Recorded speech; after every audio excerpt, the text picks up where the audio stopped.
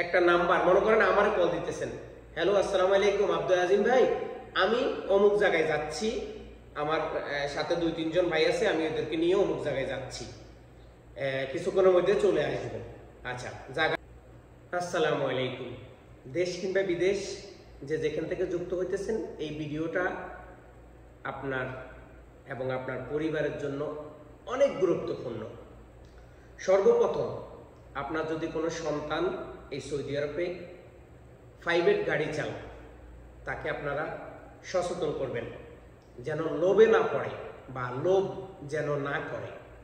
দ্বিতীয়ত, আপনারা দেখতেছেন যে সৌদি আরবে বিশেষ করে এখন অনেকটাই মানুষকে অপহরণ করা হইতেছে। ইতিপূর্বে 2 জন মানুষকে অপহরণ করা হয়েছে, 2 জনের কাছ থেকে মুক্তিপণ আদায় করেছে অপহরণকারী। আমাদের সচেতন হইতে হবে। আমরা যদি সচেতন না হই, তাহলে এই কাজের সাথে আরো অনেক মানুষ যুক্ত হয়ে যাবে। তাই আমরা যারা গাড়ি চালাই, আমাদেরকে সচেতন হইতে হবে এবং আমাদের পরিবার যারা আছে তাদেরকেও সচেতন হইতে হবে। কারণ আমরা সচেতন হইলে এই কাজগুলা বন্ধ হবে। বিশেষ করে যারা রিয়াদের মধ্যে বাতা বাঙালি মার্কেট অথবা বিভিন্ন জায়গায় গাড়ি চালান, আপনারা চেষ্টা করবেন আপনার গাড়ির মধ্যে ক্যামেরা লাগানোর জন্য।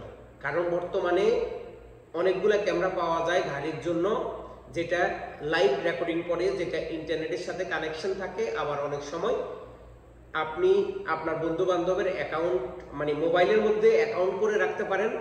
আপনি কোথায় যাচ্ছেন না যাচ্ছেন আপনার বন্ধু বান্ধব দেখবে। অথবা আপনি একজন ড্রাইভার আরেকজন ড্রাইভার কাছে আপনার গাড়ির যেই ক্যামেরার ওয়াইফাই সেটা দিয়ে রাখতে পারেন, আরেকজনেরটা আপনার কাছে রাখতে পারেন। এতে করেই আপনাদের জন্য সুবিধা হবে। আর বিশেষ করে আপনারা যদি গাড়িতে ক্যামেরাটা লাগান, তাহলে অপহরণকারী আপনার সাথে কথা বলতে এবং আপনাকে অপহরণ করতে হিসাব কিতাব করবে যে এখানে ক্যামেরা আছে।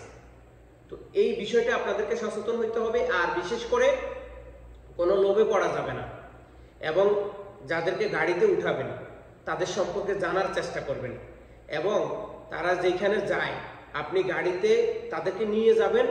আর আপনার বন্ধু বান্ধব বা যারা আপনার সাথে আছে গাড়িতে বসে আছে, তাদের সামনে আপনি একটা নাম্বার মনে করেন আমার কল দিতেছেন, হ্যালো আসসালামু আলাইকুম আব্দুল আজিম ভাই, আমি অমুক জায়গায় যাচ্ছি, আমার সাথে 2-3 জন ভাই আছে, আমি ওদেরকে নিয়ে অমুক জায়গায় যাচ্ছি, কিছুক্ষণের মধ্যে চলে আসবো। আচ্ছা জায়গাটা আপনি মনে রাখেন, আমি অমুক জায়গায় যাইতেছি।